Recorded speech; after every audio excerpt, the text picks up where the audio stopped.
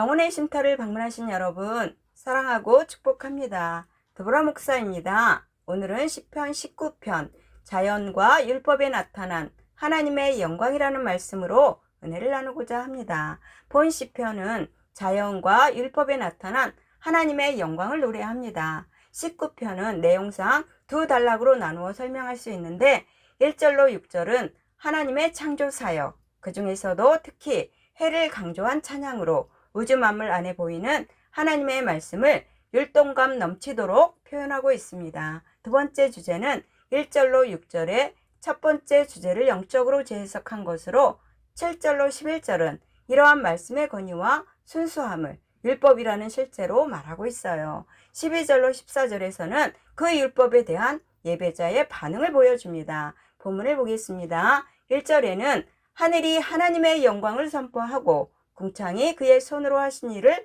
나타내는 도다 라고 하십니다. 이 말은 하나님이 창조 사역을 말하는 것으로 광대하면서도 질서정연하고 아름다운 우주와 하늘은 하나님에 의해 창조된 것임을 선포하고 있어요. 2절에는 날은 날에게 말하고 밤은 밤에게 지식을 전하니, 말씀은 낮은 낮대로 또 밤은 밤대로 하나님의 영광을 나타낸다는 말이에요. 그리고 지식이라는 말은 세상의 지식이 아니라 하나님을 아는 지식으로 말씀을 묵상하며 기도할 때에 하나님에 대한 지식을 깨닫게 될 것입니다.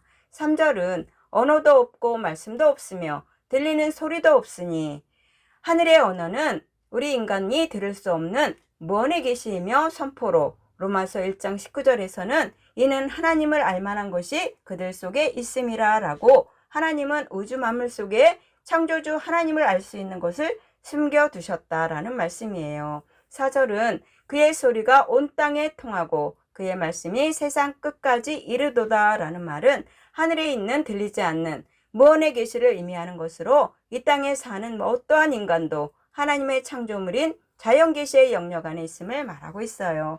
그리고 해를 위하여 하늘에 장막을 베푸셨도다 라고 했습니다. 해는 하나님의 창조물을 대표하는 것으로 그에게 밤이라는 장막을 주셨다는 말이기도 해요. 그래서 사람들은 해를 신으로 섬기는 우상 숭배가 있었으나 시인은 신이 아닌 피조물로 보았습니다. 한편 고대의 많은 주석가들은 본 문장을 하늘은 교회를 상징하며 해는 복음의 말씀을 의미하는 것으로 해석하기도 합니다. 5절은 해는 그의 신방에서 나오는 신랑과 같다라는 말은 매일 아침 힘차게 떠오르는 태양에 대한 시적 표현으로 아침 해는 인간에게 언제나 신선함과 기쁨과 기운을 불어넣어주는 의미로 항상 웃는 신랑에 비유한 것입니다. 이제 19편 7절부터는 시의 내용이나 분위기가 영적으로 바뀝니다. 이제까지 하나님이라고 부르던 시인은 여호와라는 이름으로 부릅니다. 여기에서 여호와라는 단어는 언약의 하나님을 나타내는데, 이것은 이후에 나타나는 율법에 대한 표현이나 설명을 위해 사용된 것으로 보입니다. 7절은 여호와의 율법은 완전하여 영혼을 소성시키며, 율법은 인간의 영혼을 살리기에 충분하며 말씀은 인간의 영혼의 양식이 된다는 말이기도 합니다. 여호와의 증거는 확실하여 우둔한 자를 지혜롭게 하며 라고 했어요. 율법을 증거라고 표현하면서 우둔한 자는 시험이나 죄에 빠지게 되겠지만 율법이 주는 지혜를 배우게 되면 유혹에 빠지지 않는다는 의미입니다. 8절은 여호와의 교훈은 정직하여 마음을 기쁘게 하고, 율법을 교훈으로 표현했어요. 여기에서 교훈은 하나님이 자기 백성들에게 요구하시는 의무를 가리키는 말이에요. 그리고 정직하다라는 말은 옳고 바른 것을 의미하는 말로, 여호와의 교훈이 올바르고 정직한 것은 율법이 하나님으로부터 나왔기 때문이며 인생들을 올바른 길로 인도하기 때문이라고 말씀합니다. 여호와의 계명은 순결하여 눈을 밝게 하는도다 라고 합니다. 율법을 계명으로 표현하는 것은 어떤 것을 지키라고 명령하는 의미가 있어요. 그리고 눈을 밝게 한다는 말은 선과 악을 분별할 수 있게 된다는 말이에요. 9절에는 여호와를 경외하는 도라는 말은 여호와를 경외하는 것이라는 말입니다. 그리고 율법이 인간에게 요구하는 그 자체를 의미하기도 합니다. 왜냐하면 여호와를 경외하는 것이야말로 모든 율법이 선포하는 진리이기 때문이에요.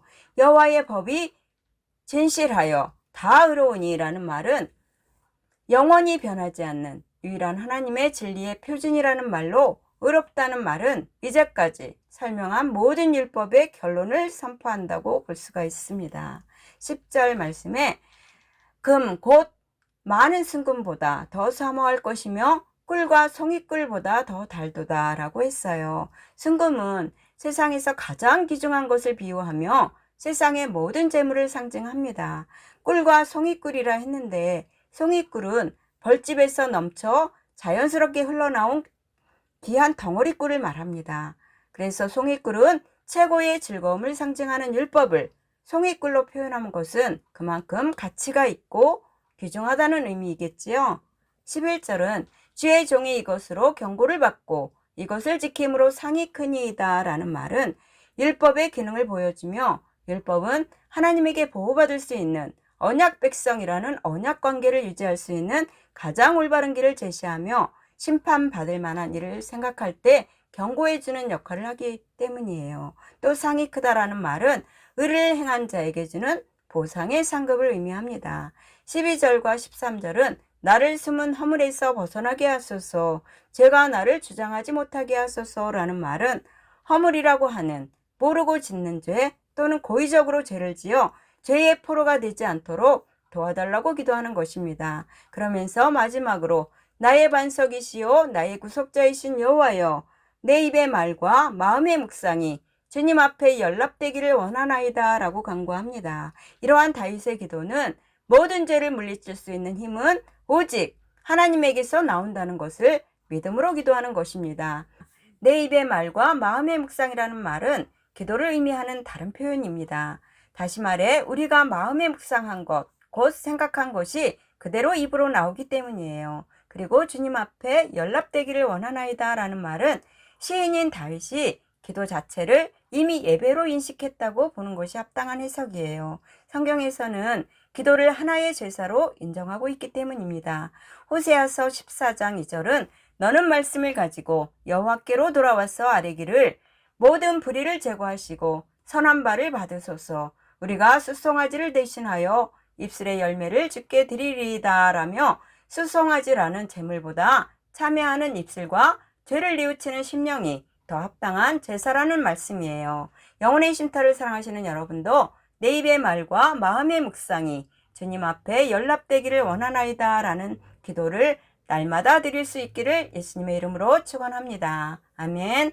감사합니다.